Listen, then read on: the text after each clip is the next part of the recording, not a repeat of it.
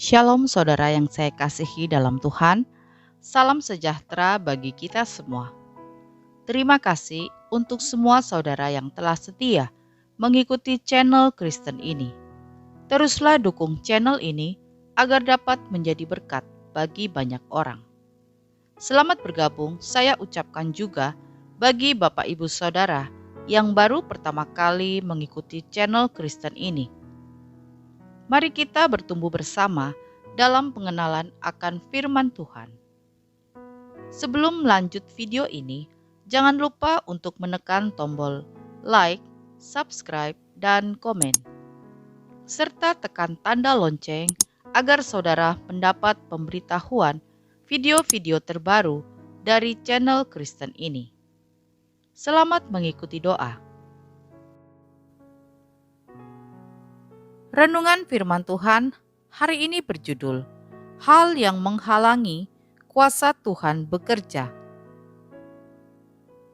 Ayat bacaan firman Tuhan terambil dalam Matius 13 ayat 53 sampai 58. Setelah Yesus selesai menceritakan perumpamaan-perumpamaan itu, ia pun pergi dari situ. Setibanya di tempat asalnya, Yesus mengajar orang-orang di situ, di rumah ibadat mereka. Maka takjublah mereka dan berkata, "Dari mana diperolehnya hikmat itu dan kuasa untuk mengadakan mujizat-mujizat itu? Bukankah ia ini anak tukang kayu? Bukankah ibunya bernama Maria? Dan saudara-saudaranya Yakobus, Yusuf, Simon, dan Yudas? Dan bukankah saudara-saudaranya perempuan semuanya ada bersama kita? Jadi dari mana diperolehnya semuanya itu?" Lalu mereka kecewa dan menolak Dia. Maka Yesus berkata kepada mereka, "Seorang nabi dihormati di mana-mana, kecuali di tempat asalnya sendiri dan di rumahnya." Dan karena ketidakpercayaan mereka, tidak banyak mujizat diadakannya di situ. Saudaraku yang saya kasihi, seandainya saja ada seorang pendeta ketika hendak melayani suatu pelayanan di jemaat yang dipimpinnya mengenakan pakaian yang biasa-biasa saja, mungkin ada di antara jemaat yang mengkritik penampilan dari pendeta tersebut. Walaupun khotbahnya berkobar-kobar, namun karena penampilan pendeta tersebut, khotbahnya tidak bisa diterima oleh jemaat. Terkadang kita bisa terkecoh oleh penampilan luar seseorang, baik dari cara berpakaian, berbicara, ataupun perbuatannya. Terkadang penampilan yang terlihat dari luar tidak akan selalu sama dengan apa maksud dan tujuannya yang sebenarnya. Orang akan cenderung mengarahkan perhatiannya kepada hal-hal baru. Sikap kita dalam menanggapi orang yang sudah biasa kita lihat dengan orang yang baru pertama kita temui akan berbeda. Kita juga akan cenderung mencari tahu tentang hal-hal yang sedang trending atau viral atau musim saat ini, daripada mencari tahu hal-hal yang sudah biasa. Kedua contoh ini akan membantu kita memahami tentang apa yang dialami oleh Yesus dalam ayat nas firman Tuhan hari ini. Setelah membaca ayat nas kita hari ini, coba kita perhatikan pada kalimat di akhir perikop nas ini. Dikatakan, "Dan karena ketidakpercayaan mereka, tidak banyak mujizat diadakannya di situ. Ada banyak hal yang dapat dilakukan dan yang akan dilakukan oleh Yesus. Namun karena ketidakpercayaan mereka, tidak banyak yang bisa Tuhan Yesus perbuat. Dalam ayat firman Tuhan ini, alasan ketidakpercayaan mereka adalah setelah mengetahui latar belakang Yesus, bahwa ia adalah seorang anak tukang kayu.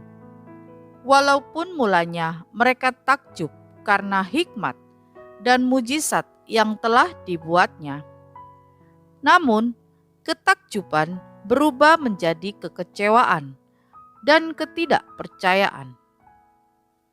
Karena di dalam pemandangan atau pemikiran mereka, latar belakang keluarga tukang kayu agaknya tidak relevan dengan seorang pengajar di sinagog. Kemudian Yesus menanggapi atas penolakan orang Nazaret itu.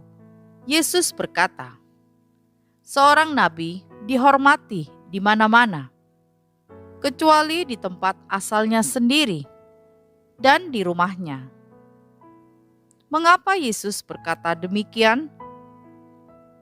Orang Nazaret menolak Yesus karena melihat sisi luar atau kelihatan bahwa Yesus bukanlah siapa-siapa. Yesus hanya seorang anak yang sudah biasa dilihat sejak kecil, sehingga apapun yang diperbuat Yesus tidak dapat mereka terima. Saudaraku yang saya kasihi, demikian halnya dengan dunia ini yang menolak Yesus. Bagaimana mungkin Yesus itu disembah sebagai Tuhan, sementara Dia adalah manusia sama dengan kita? Sebagaimana dituliskan dalam Yohanes 1 ayat 10-11. Ia telah ada di dalam dunia, dan dunia dijadikan olehnya, tetapi dunia tidak mengenalnya. Ia datang kepada milik kepunyaannya, tetapi orang-orang kepunyaannya itu tidak menerimanya.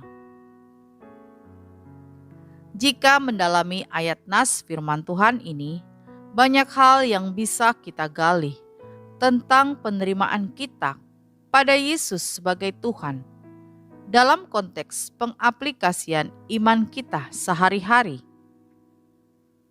Kita bisa terjebak pada sikap yang ditunjukkan oleh orang Nazaret itu. Sadar atau kita tidak menyadari bahwa iman kita bisa mati manakala kekristenan kita sudah menjadi suatu kebiasaan. Kita terjebak kepada kekristenan yang formalitas.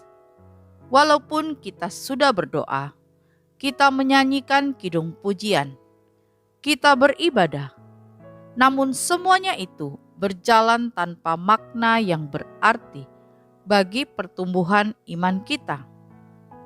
Karena kita melakukan semua itu hanya sebatas syarat. Dalam menghadapi kenyataan hidup juga, entah kita menyadarinya atau tidak, kita bisa kecewa atau bahkan tidak memiliki iman kepada Tuhan, sebagaimana orang Nazaret tersebut. Walaupun Yesus telah memperlihatkan hikmat dan mujizatnya, namun mereka akhirnya tidak percaya, sebab imajinasi dan pandangan mereka tentang utusan Tuhan sangat jauh dari keberadaan Yesus. Kita juga bisa kecewa dan tidak mempercayai Yesus, manakala kita memaksakan keinginan kita dinyatakan Tuhan. Padahal Tuhan bekerja di dalam kehidupan kita tidak selalu dalam hal-hal yang spektakuler. Tuhan bekerja di dalam kehidupan kita tidak harus dengan kejadian yang spektakuler, namun dalam hal-hal yang sederhana di keseharian kita. Tuhan tetap menyatakan karyanya dalam hidup kita. Sehingga jangan remehkan setiap apapun situasi dan kondisi yang terjadi. Tuhan tetap berkarya dalam situasi tersebut. Saudaraku yang saya kasihi, ketahuilah Tuhan tidak pernah berhenti berkarya dan bekerja dalam hidup kita. Namun kita yang justru membatasi Tuhan bekerja, karena kita tidak mengandalkan iman dalam menghadapi hidup ini. Seseorang bisa saja berdoa, tetapi doanya bukan dari iman, tetapi karena formalitas. Demikian juga ketika beribadah, bukan dari imannya, tetapi hanya karena formalitas, kebiasaan. Mari saudaraku yang saya kasihi, janganlah kita membatasi kuasa Tuhan dengan pikiran manusia kita yang terbatas. Izinkanlah Tuhan berkarya di dalam hidup ini. Amin. Kita berdoa. Bapa di surga, terima kasih untuk firman Tuhan hari ini. Firman Tuhan yang telah menjadi kekuatan bagi kami. Kami tidak akan membatasi kuasa Tuhan dengan pikiran kami manusia yang terbatas. Kami mau mengizinkan Tuhan berkarya di dalam hidup kami. Ajarlah kami Tuhan untuk selalu mengucap syukur di dalam setiap keadaan. Kami berserah kepadamu, biarlah kehendak-Mu yang terjadi dalam hidup kami. Terima kasih Tuhan untuk firman-Mu. Meteraikanlah firman-Mu dalam hati kami. Di dalam nama Tuhan Yesus kami berdoa. Amin. Puji Tuhan, kita sudah berdoa pagi hari ini. Saya percaya kita sudah diberkati. Sampai berjumpa kembali dalam doa kita nanti. Selamat pagi, Tuhan Yesus memberkati.